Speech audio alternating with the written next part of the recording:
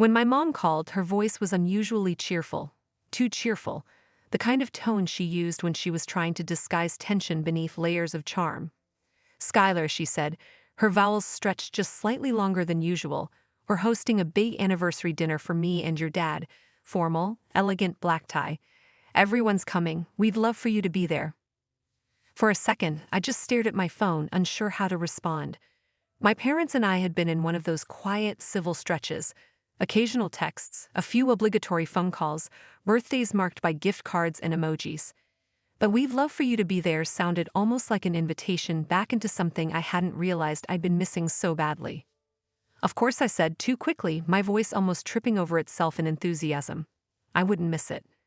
After I hung up, I sat for a long time staring at my computer screen, the half-finished design project blinking back at me. My freelance work, branding for small eco-friendly companies, had been going well enough, but it didn't exactly inspire the kind of pride my parents could brag about at social gatherings. They had a way of turning even compliments into corrections. "That's great, honey, but you'd have more stability at an agency." Stability in their language was a synonym for respectability, and I'd always fallen just short of that. Still, this dinner mattered. 30 years together. That was something to celebrate, no matter how complicated our family dynamics were. I wanted to show up, look good, act gracious. Maybe they'd finally see me as an adult, not the artsy one who never quite fit into their crisp, achievement-oriented world. So I went all in. I booked a hair appointment, got my nails done, and spent far too long searching for the right dress, something that said I'm grown now. I have my life together. I finally found it in a small boutique downtown, a soft emerald satin gown with a gentle sheen that caught the light like water. It clung just enough to my figure to look elegant but not showy. When I tried it on, I barely recognized myself. For the first time in a long while, I didn't see the uncertain girl who'd moved to the city with a second-hand laptop and too many dreams. I saw someone who might finally be taken seriously.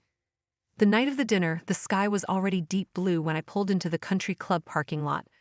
The building loomed like something out of a wedding magazine, white columns, warm lighting spilling from the windows, the faint sound of a string quartet floating through the air.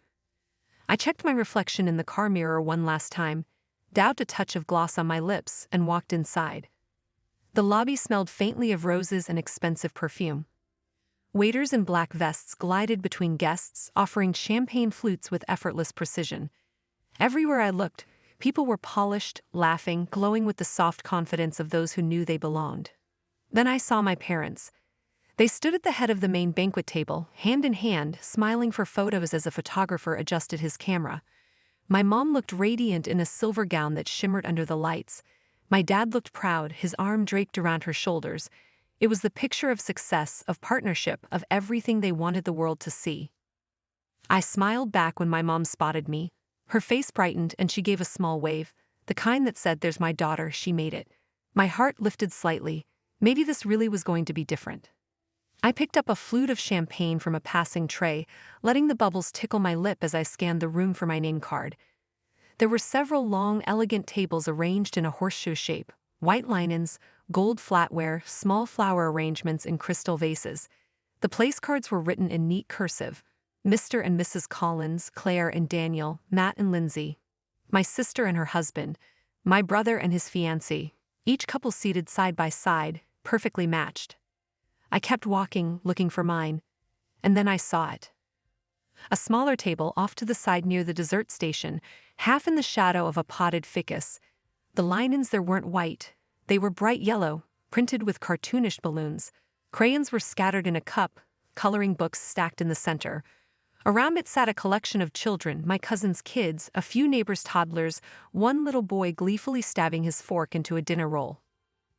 And there, nestled among the juice boxes and coloring pages, was a single elegant place card that looked almost out of place in that chaos.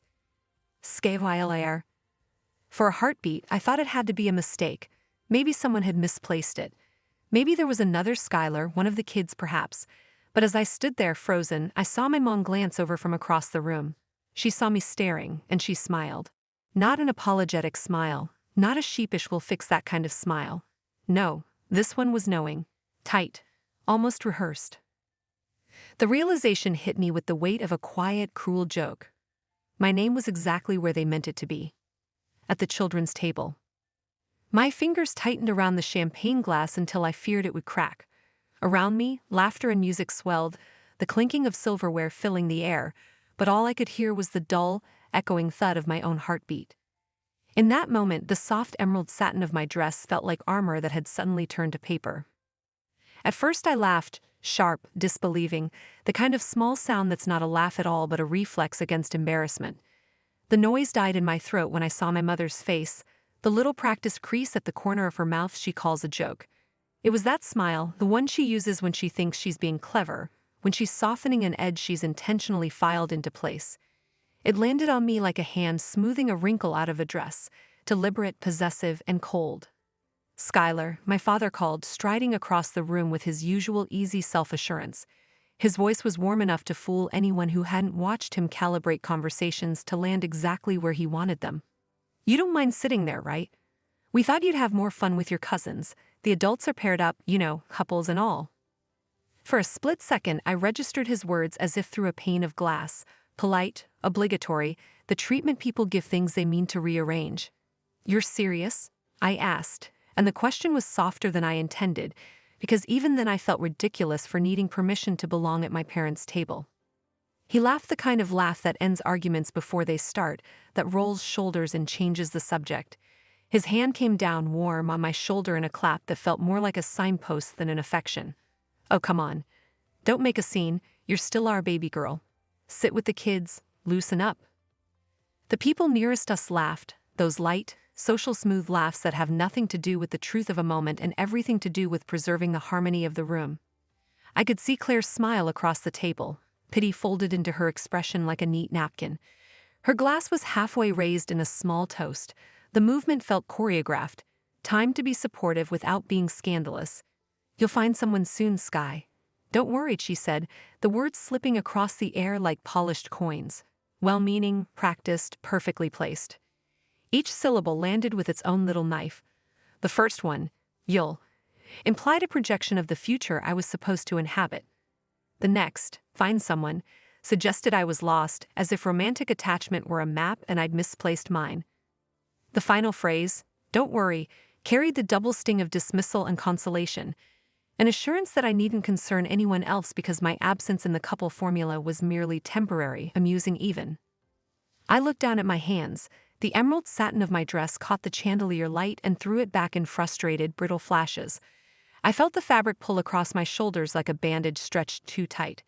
Around the children's table, a little boy smeared chocolate on his sleeve and giggled. Two girls were in the middle of an argument about who got the blue crayon.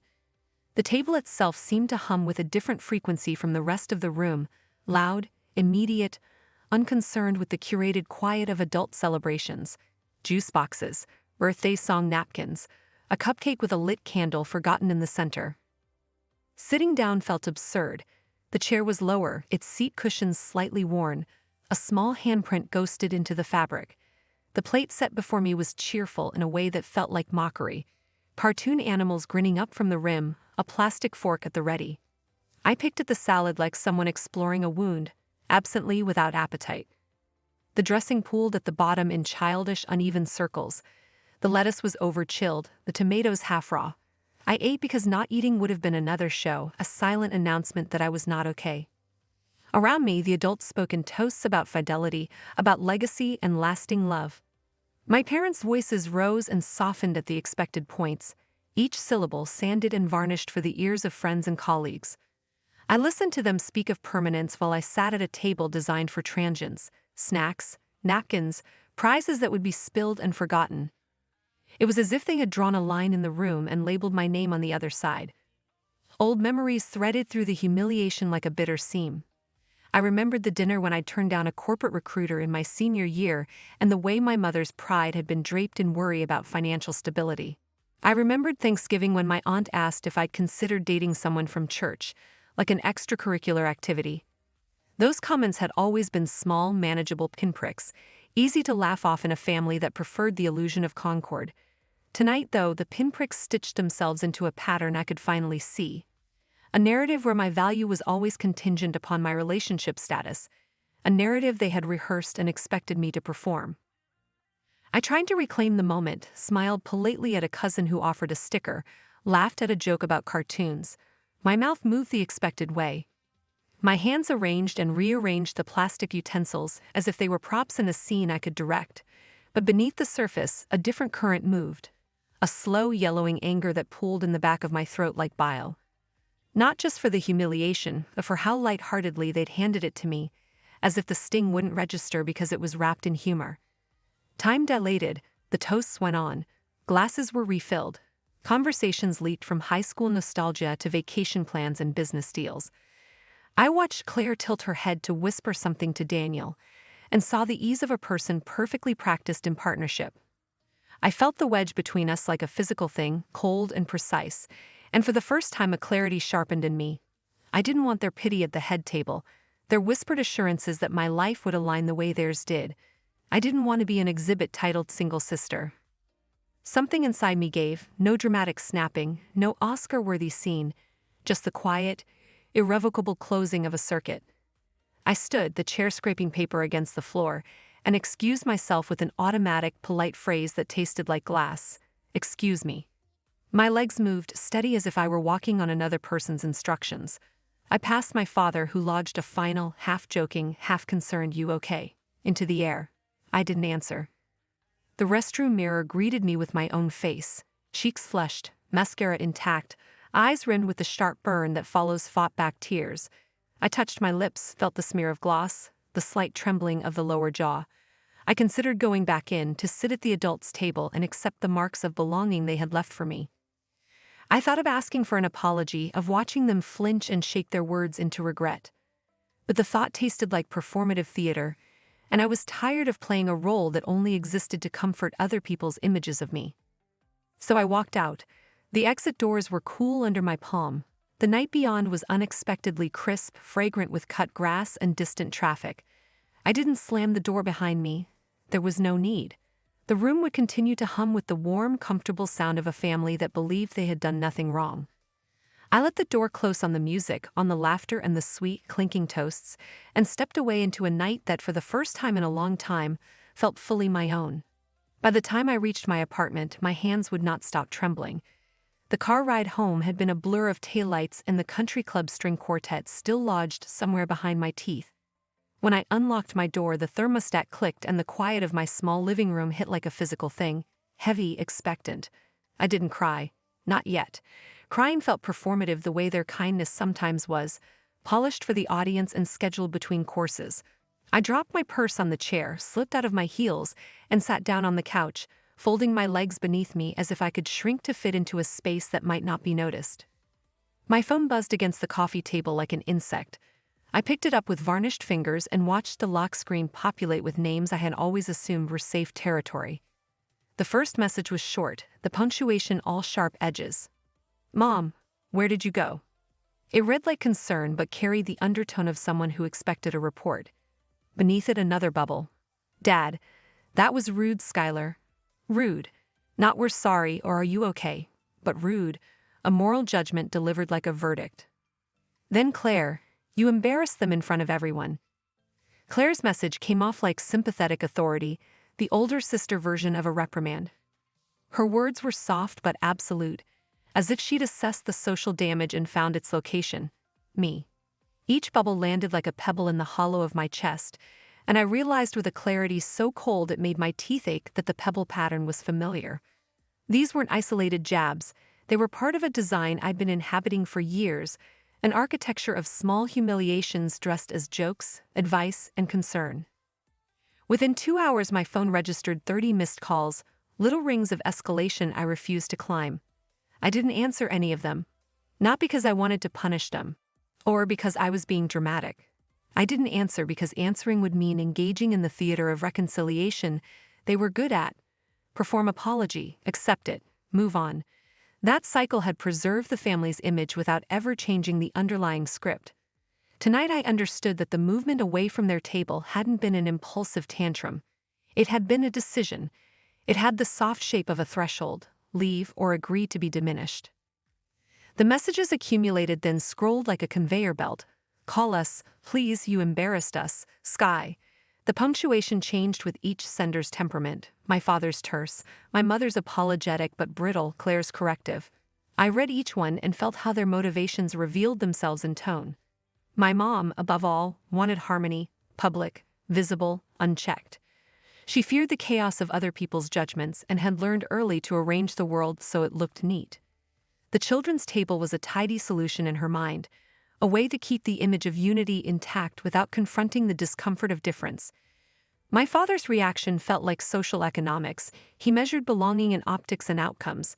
Married equals stable, partnered equals credible. Claire's corrective note hid a need for reassurance. Aligning herself with the family norm was how she insulated herself from scrutiny. None of them were cartoon villains. They were people with motives shaped by fear and habit.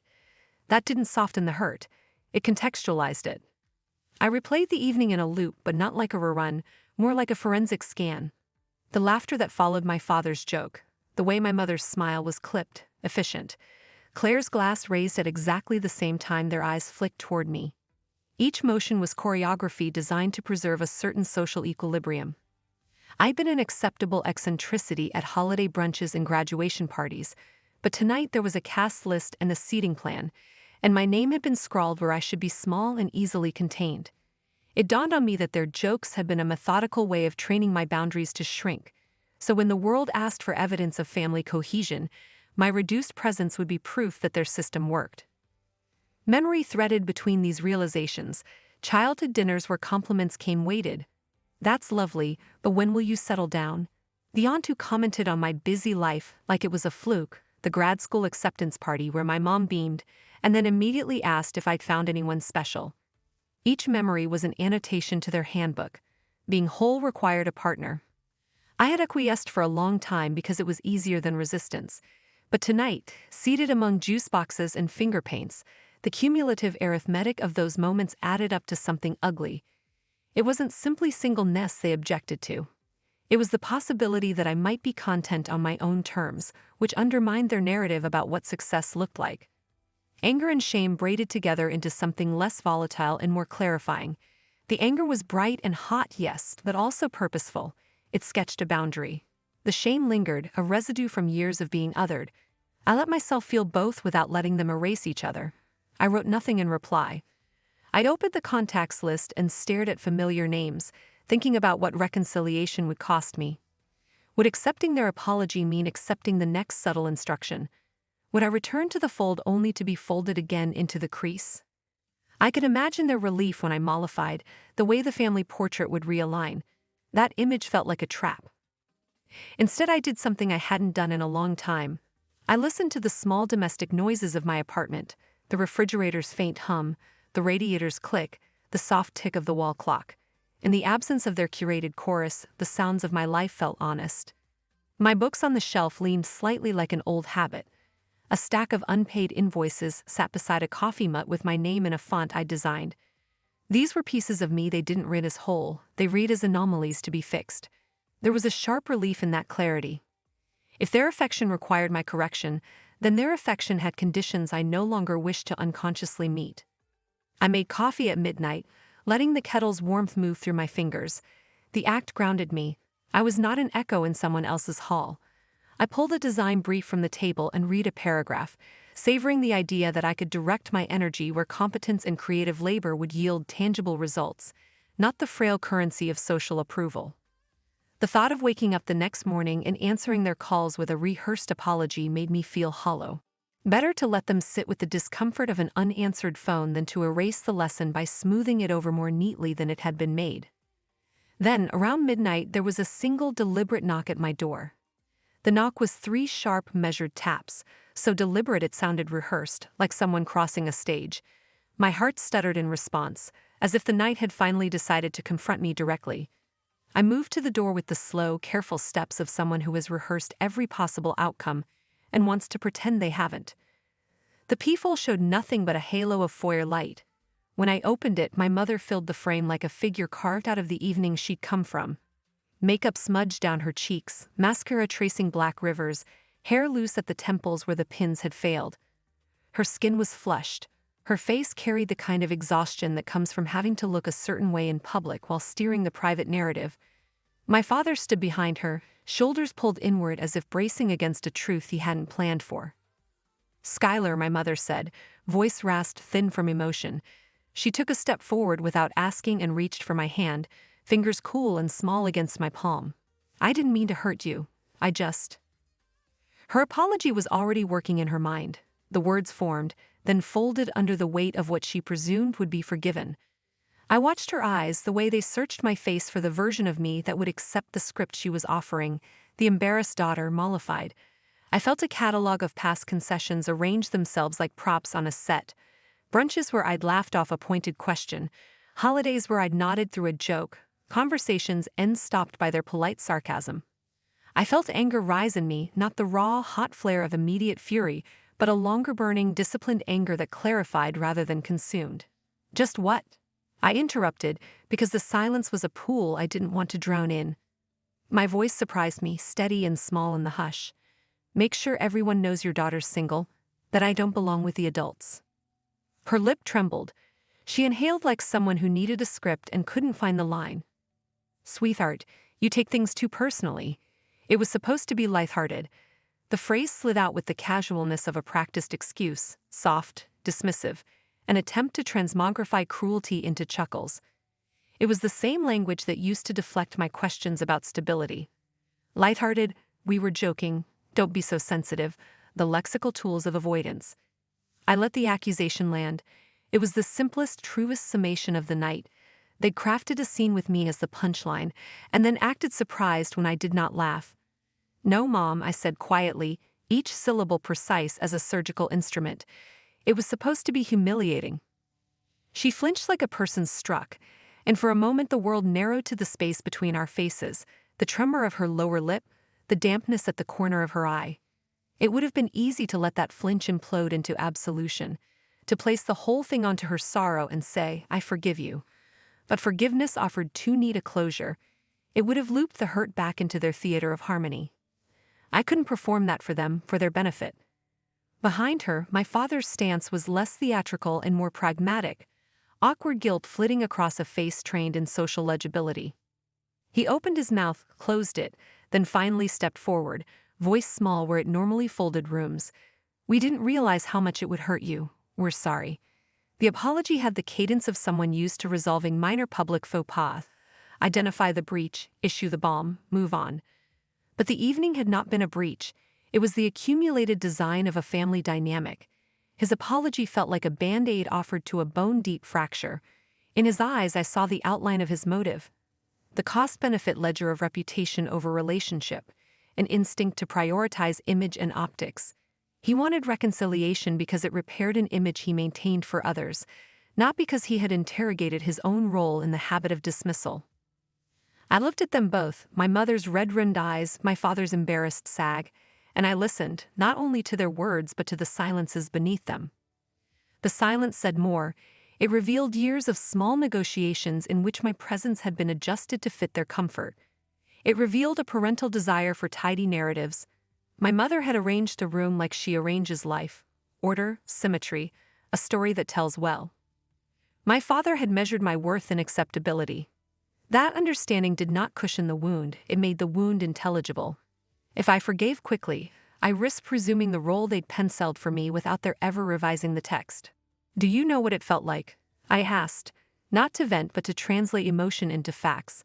I wanted them to know specifics because generalities are easily dismissed. I sat with crayons and juice boxes while you toasted marriage and legacy. You put my name where a child's snack would land. You turned me into a punchline in front of people you want to impress. The words were not dramatic, they were careful inventory, a ledger of what I had experienced and why it mattered. My mother's breath hitched as if each item on the list was a new pinprick. Sky, she began, but the sentence broke before it could establish its frame of amends. I could see in her the calculus of mothering. She wanted to soothe, but she also wanted to retain the structure that had made her evenings smooth for decades. Her apology was genuine in emotional register. She disliked that I had been hurt, but it did not yet contain the corrective empathy that would alter her behavior. For a few moments we stood in the doorway as the city around us hummed with indifferent life. A car passing, a dog barking, a distant late-night laugh. Those ordinary sounds anchored the moment. The triviality of the world beyond made the intensity of our small domestic rupture feel both singular and strangely ordinary. two truths braided together. I placed my other hand on the doorframe, steadying myself as if bracing against memory.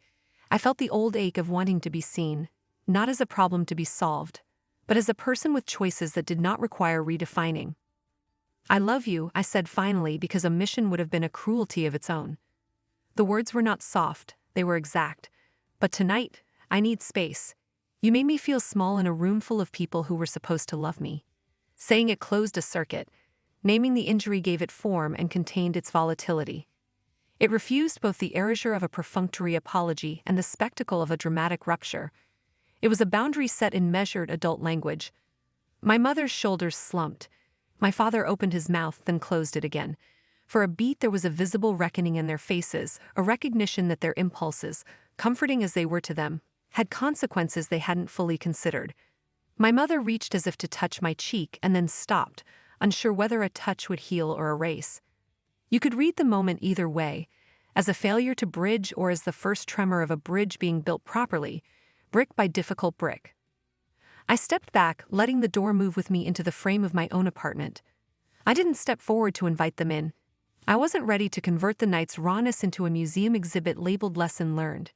Forgiveness without change is a commodity I no longer trade in. Instead, I closed the door gently, no slam, no grand finale, just the soft click of a boundary taking its place. The sound was small, but it held weight. Outside, their apologies fell away into the night. Inside, the apartment took me back, ordinary and honest, and for the first time since the evening began, I felt the shape of my own decisions settle into me like a promise. The silence between my unanswered calls stretched like a margin I'd finally allowed myself. I didn't pick up for days, then weeks, not out of spite, but because the absence felt necessary, a clearing where the blunt edges of the hurt could blunt into something I could work with. In that quiet, the panic that had once chased me when invitations came and went loosened its grip.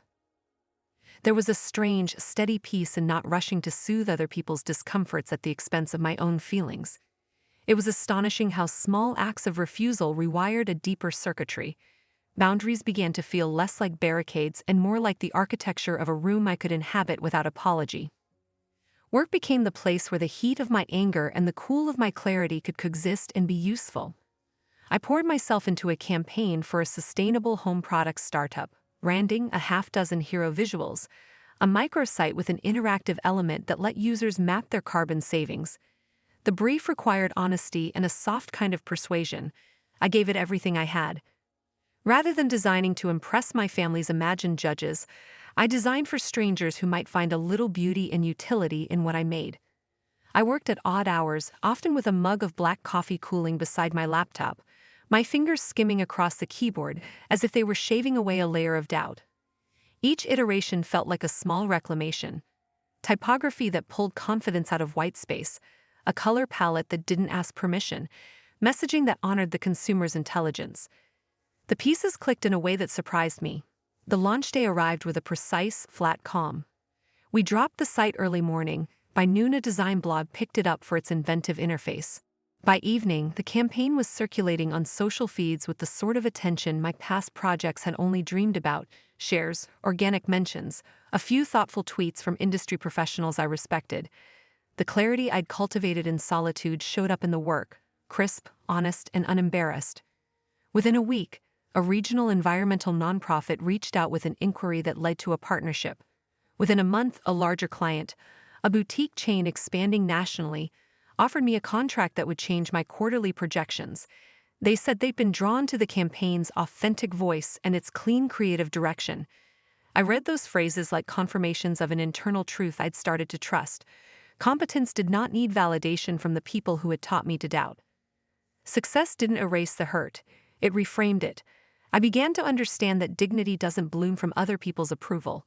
It grows from acts that prove to yourself you're capable of being whole on your own terms. I still carried the memory of that table, yellow napkins, crayons, the particular hurt of being made a spectacle.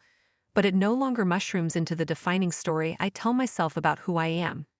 It sat in my history like a scar, visible when I touched it, informative when I traced its lines, but no longer something that constricted my movement. When my parents finally suggested brunch, their tone was tentative in the way people are when they approach a fragile object. They left voicemails that were smaller and steadier than the flurry of that first night, My father's voice clipped and careful, my mother's softer, the apology less theatrical and more direct. I waited. I wanted to return to them not because I needed their approval, but because community matters in ways that aren't only performative. Yearning for connection didn't negate my newfound boundary, it reframed it. If reconciliation happened, it should be because the past had been acknowledged and the future redesigned. The restaurant where we met had a narrow patio that caught the morning light in a way that made everything seem slightly clearer. My father stood when I arrived, a nervous ritual he still performed at family gatherings, smoothing the crease of his shirt with the same absent-minded motion he'd had when I was small. "We saved you a seat, next to me," he said, and the words landed awkwardly, earnest where they used to be easy. He smiled with a nervousness I recognized. This was unpracticed apologizing. My mother reached for my hand across the linen, her fingers warm and a little clammy, the kind of touch that could mean both regret and a desire to reweave what had come undone. "Sky," she said, and the sound of my name held a new humility. "We were wrong. You don't need to be married to belong. You already make us proud." Her apology didn't clatter into the room like an object dropped for show. There was a softness under her words, time and thought had been spent on them. She met my eyes, and I felt, not for the first time but in a way that felt more durable, that she had allowed the idea of me to expand beyond the narrow frame she'd initially composed. I watched the micro-expressions cross her face: shame, embarrassment, resolve, and they read like the interior notes of a person revising a long-held script. That she could say those words without immediately folding them into a corrective suggestion felt like genuine change. I watched my father too. He didn't hedge his apology with statistics or social rationales. He simply said, "We didn't consider how it would feel to be on the other side." The admission, plain, unadorned, was a small miracle. For years his language had been about optics, how things looked to neighbors, to colleagues. Today he held the humility of someone capable of a different metric: how things feel to the person they involve. We talked in measured pieces, about work, about the small absurdities of suburban life, about a cousin's new job, allowing the conversation space to be ordinary. There was no theatrical closure, no grand gestures. Instead, there were specific changes, a promise to stop making relationship status the default measurement of someone's worth, a commitment to listen when I said I wanted a seat among adults, not as a project to be joked about but as a measure of respect. Those were not sweeping reparations, but they were actionable items, the kind that felt more likely to last. As the meal wound down, I felt the old ache softened by the new framework. Respect, I realized, is not a trophy handed down. It is a habit cultivated by those who practice it. Walking away had not been revenge. It had been a recalibration. It forced me to stop collapsing my sense of worth into the shape of other people's expectations. The campaign's success was a bonus, evidence that my choices could bear fruit, but the deeper harvest was internal, a steadier sense of self, a language to name what I needed, and the ability to stay in my own skin without performing someone else's script. That night, alone in my apartment, I sat with my laptop closed and let the quiet tell me what I already knew. The world outside continued its unremarkable rhythms, but within me something had shifted in a way that would not be easily reversed. I had found an unexpected peace, not the absence of pain but the presence of a steadier center. The humiliation had not been wasted. It had been transmuted into clarity and work. I had not returned because I needed their forgiveness to feel whole. I had returned because their apology contained the possibility of mutual learning. The rebirth wasn't dramatic. It was a series of small reckonings that together reconstituted my life into its truer, more honest outline.